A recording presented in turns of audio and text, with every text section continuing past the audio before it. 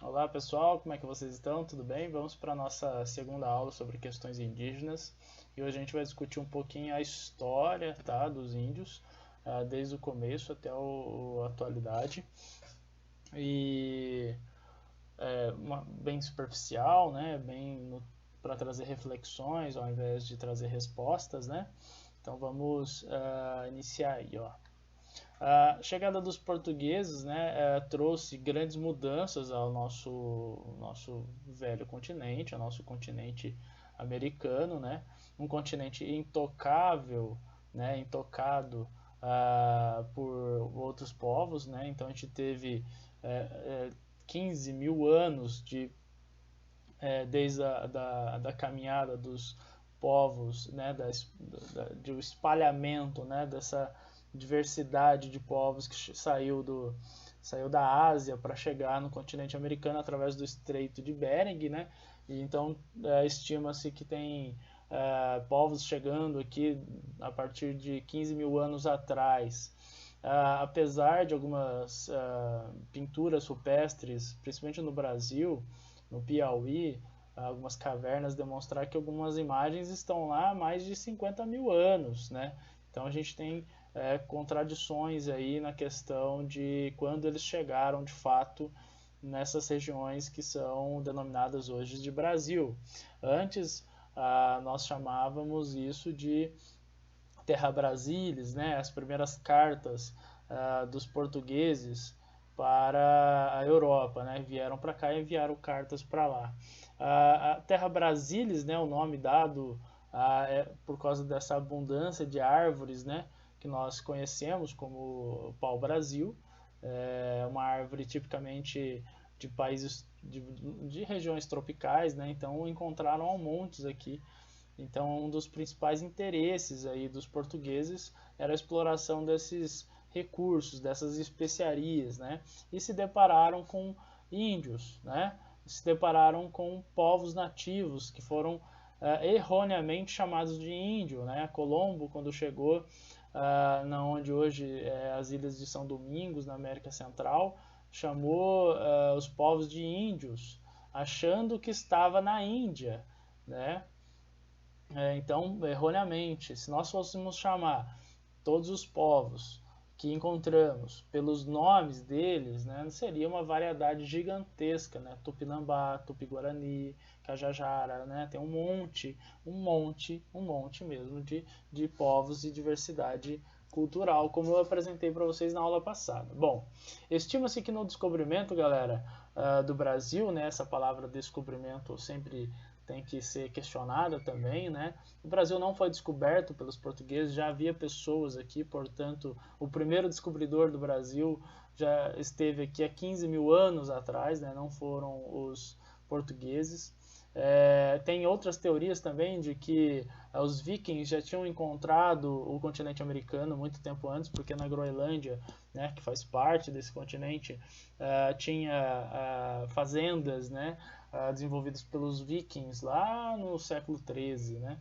Temos também outras evidências de uma expansão chinesa, tá? Bem antes dos portugueses começarem a cair no mar. Então, existe várias discussões a respeito de quem chegou primeiro. Os portugueses, né, obviamente os europeus, tiveram registro, colonizaram, né, criaram uma estrutura econômica, burocrática, guerrearam por essas terras e é evidente que eles conseguiram ser donos dessas terras, expulsando e matando quem já era dono delas, né, escravizando inclusive. Bom, havia mais ou menos 5 milhões de indígenas no Brasil, né? Tem estimativas de 6, 4, né? Então a gente chuta aí no meio 5 milhões de indígenas vivendo no Brasil, nessas regiões do povo brasileiro, beleza? Onde a gente está conhecendo aí como povo brasileiro. A chegada dos portugueses resultou no extermínio de muitos povos nativos devido aos conflitos armados, doenças trazidas da Europa e o processo de escravização indígena. Veja só, viver em liberdade, viver como eles viviam, não em liberdade plena, obviamente, porque eles tinham uma estrutura política que limitava as ações dos povos, das pessoas, dos indivíduos indígenas, complexas, tão complexas quanto as nossas. E eles viviam numa liberdade muito grande, né? E a escravidão levou muitos à depressão e suicídio, né?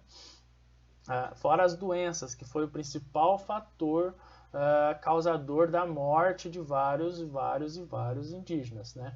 As doenças que não eram conhecidas no continente americano foram trazidas da Europa. Não se esqueçam que a Europa teve contato com as Índias, teve contato com o Oriente Médio, com a África, e lá eles já tinham um certo nível de imunidade sobre algumas doenças. Os povos do Brasil, os povos do continente americano não. Tá? Então, houve um extermínio, tá? Gigantesco. Bom, relações dos europeus com os índios. Essa daqui, galera, essa imagem é muito famosa que vocês estão vendo aqui, é a primeira missa rezada em Porto Seguro, tá? Onde eu nasci, inclusive, tá bom? Foi aqui que eu nasci. Até hoje existe essa cruz em Porto Seguro, em Santa Cruz de Cabralha, né? Tem várias cidades ali que são históricas na Bahia, em Porto Seguro. Bom, além de serem escravizados, os indígenas também foram submetidos à catequização. Tá? A catequização nada mais é do que o transformar e catequizar na religião católica, tá bom? Transformar a pessoa católica. Então a gente vai ter os 7 povos das missões, como exemplo, a gente vai ter as missões, né? O que são as missões? A gente vai ter padres jesuítas da Companhia de Jesus, que eles tinham a missão de vir ao novo mundo, ou os lugares que não tinham a religião católica, e conquistar novos fiéis, né? Transformá-los em católicos. E aí, como eles viam os índios como puros, sem pecados, como viviam antes, né, Adão e Eva no paraíso, a catequização fazia parte dessa missão de transformar as pessoas em católicos. Tá? Então, olha lá. Entre o século XVI e XVIII, pelo padres jesuítas vindos de Portugal. Os padres jesuítas foram até no Japão, viu, galera? Tem um filme muito bom, chama Silêncio, sobre a catequização. Tem um filme também chamado A Missão, com Robert De Niro, um filmaço. Tô até com vontade de assistir, vou assistir de novo, muito bom. E ainda no século XX predominava a missão de que o índio devia ser civilizado, o que na visão dos portugueses é que os índios se tornassem não índios, assimilando a cultura ocidental. Então, até hoje, como vocês viram na aula passada também, teve essa discussão de que os índios, a gente tem uma visão extremamente preconceituosa de que os índios, eles têm que se tornar ou fazer parte da nossa cultura, tá? Por que preconceituosa? Porque nós acreditamos, ao falar isso, acreditamos que a nossa cultura é melhor, ao querer que eles façam parte dela. Mas talvez a deles seja melhor, né? E a gente nem por isso quer... eles não estão obrigando a gente a ser a cultura deles, né? Tanto porque é difícil, porque tem um monte de cultura indígena tão complexa quanto, né? Bom, a ditadura e os índios no Brasil.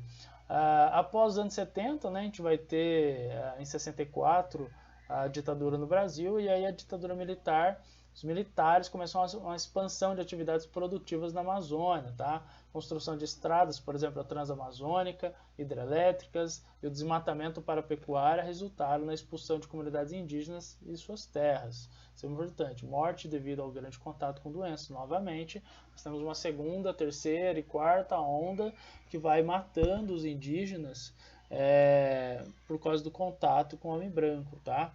A Transamazônica é uma cicatriz, tá, gente, no meio da selva amazônica. Por que uma cicatriz? Porque o que houve de animais mortos, de povos retirados das suas terras, de animais que perderam habitat, e de queima, mata, de destruição de recursos, só para fazer uma estrada. A corrupção, o desvio financeiro da construção dessa estrada ela é absurda, tá? Naquela época, em 60 e pouco, 70, não tinham meios adequados como a gente tem hoje para descobrir a superfaturamento, né?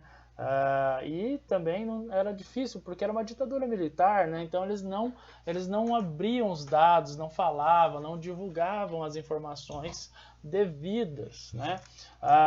Então toda vez que um governo, galera, ele esconde dados, informações do próprio povo que ele governa, ele é um governo autoritário, tá? Característica básica de um governo autoritário é a não transparência, tá? Não divulgar os dados.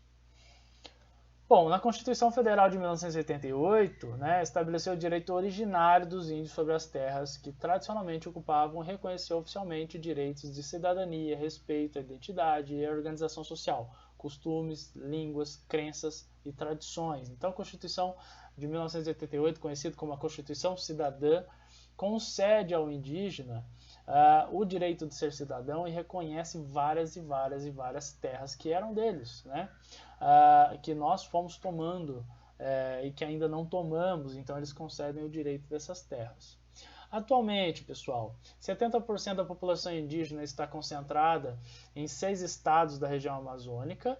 Tá? A Amazônia é gigantesca. Quando a gente fala Amazônia, a gente tem que tomar cuidado com o que a gente está falando. A gente não está falando só do estado, a gente está falando de uma floresta gigantesca que ultrapassa os limites dos estados. Então é Amazonas, Acre, o Acre é nosso, viu gente? É nosso, quem tiver com dúvida aí. Roraima, Rondônia e Mato Grosso, tá? E Pará. Temos o Mato Grosso do Sul e o Mato Grosso, tá? Todos esses estados nós vamos ter selva amazônica, ok? Então 70% dos indígenas está concentrado lá. Da população atual, 57% vivem em terras indígenas oficialmente reconhecidas. Hoje, os principais centros de concentração de índios, né, se localizam nas regiões do Amazonas, Nordeste, Centro-Sul e o estado do Mato Grosso do Sul. Então, hoje temos vários centros onde os indígenas vão migrando para a nossa cultura. Veja só, inclusive entrando nessas cidades onde a gente mora. O que é interessante é isso. Eles não deixam de ser indígenas por viverem conosco. Por quê? Porque é uma questão de cultura. Não é uma questão de nascer numa cidade ou nascer numa selva. Nascer na cidade ou nascer numa tribo. É questão cultural, beleza? Esqueçam essa questão de tipo, o cara usa o celular, veste a camiseta do Flamengo, ele não é mais índio. Esquece isso. O que faz dele índio é a questão cultural. O que faz de mim um caucasiano, branco e tudo mais, é uma questão cultural também, tá? O que eu faço, o jeito que eu penso, tudo isso, meus hábitos cotidianos e tudo mais, ok? Bom, temos a FUNAI, eu expliquei a FUNAI para vocês na aula passada, vamos retomar aqui, ó. Fundação Nacional do Índio, estima-se que cerca de 40 povos se encontram isolados, sem ter contato com o branco até hoje, tá? Tão gigante que é a floresta amazônica, ainda existe povos que não entraram em contato com o povo branco, tá? Que provavelmente ainda nem sabe da nossa existência. Dá para vocês terem uma noção do que é isso? Saber que existe povos que não sabem da nossa existência ainda. Você vê como o tamanho do mundo é, né? E como complexo ele é. E eu lembro de uma imagem, eu não sei se é minha esposa, ela está aqui do meu lado. Se você lembra também, uma vez apareceu no Globo Repórter, um helicóptero da TV Globo passando na selva amazônica, e aí tinha uns caras embaixo tacando flecha.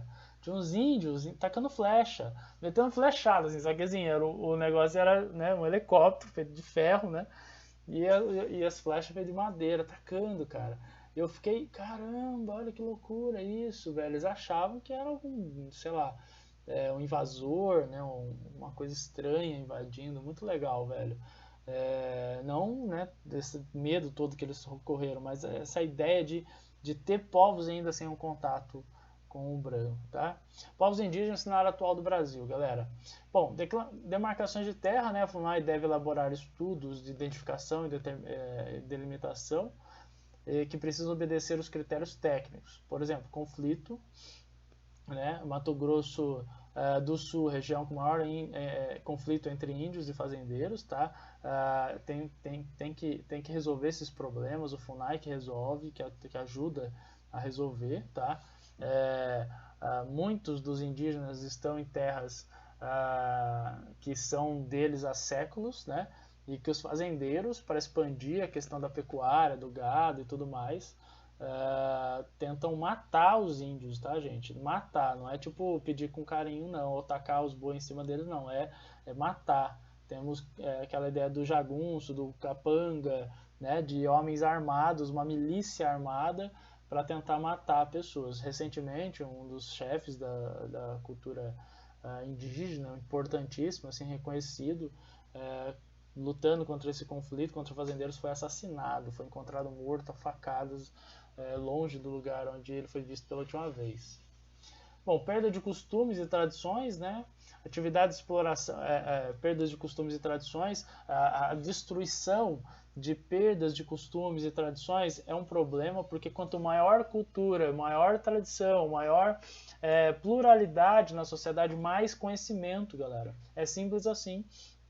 Se eu pensar igual a outro, nós dois pensaremos pouco.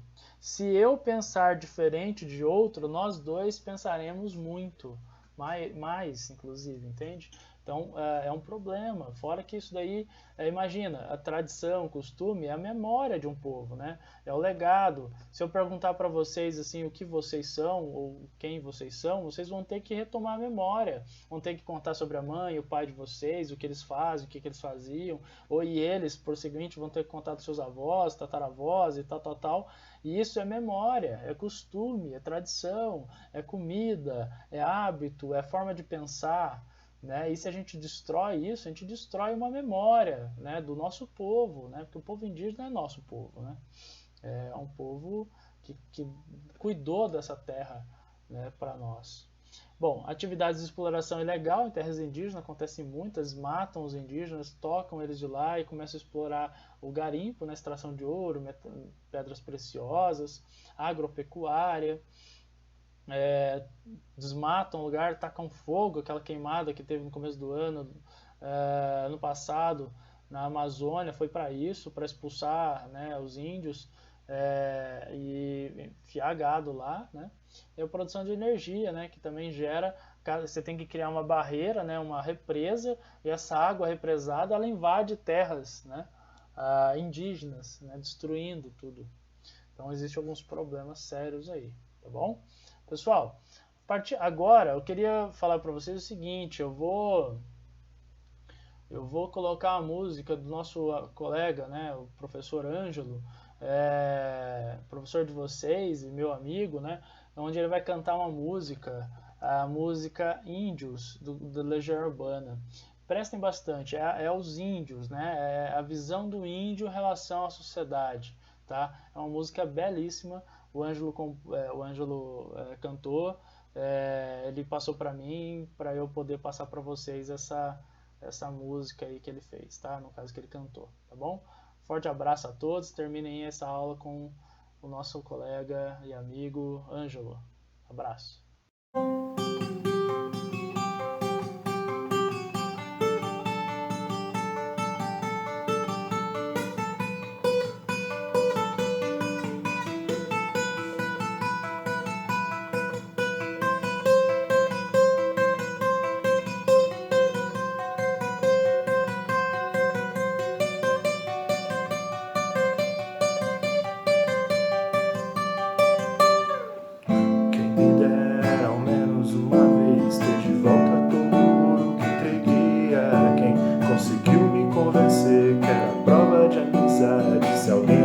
Embora é o que eu não tinha. Quem me dera ao menos uma vez esquecer que acreditei que era por brincadeira, que se cortava sempre pano de chão, de linho nobre, pura seda. Quem me dera ao menos uma vez explicar o que ninguém consegue entender, que o que aconteceu ainda está por vir. O futuro não é mais como era antigamente.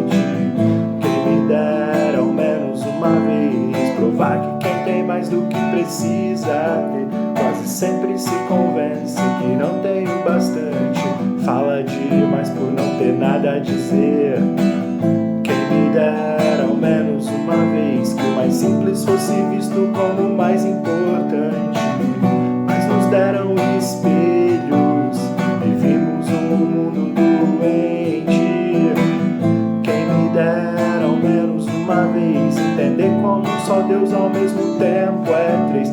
Esse mesmo Deus foi morto por vocês. Maldade, então deixaram Deus tão triste.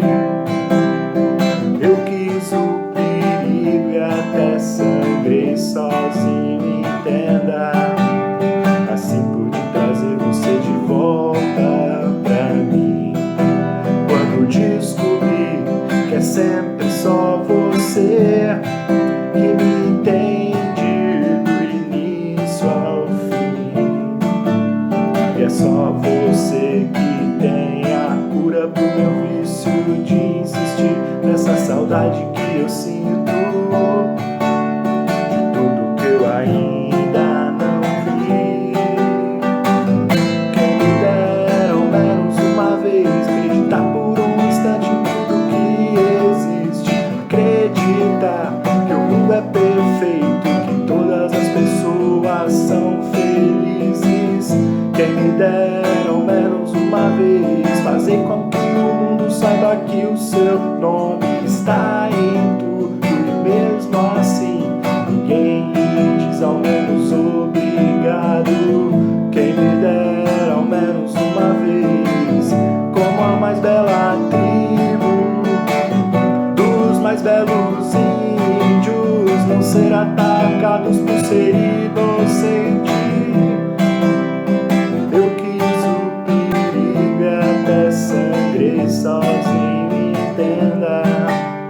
Assim pude trazer você de volta pra mim. Quando descobri que é sempre só você que me entende do início ao fim. E é só você que tem a cura pro meu vício de insistir nessa saudade que eu sinto de tudo que eu ainda não vi.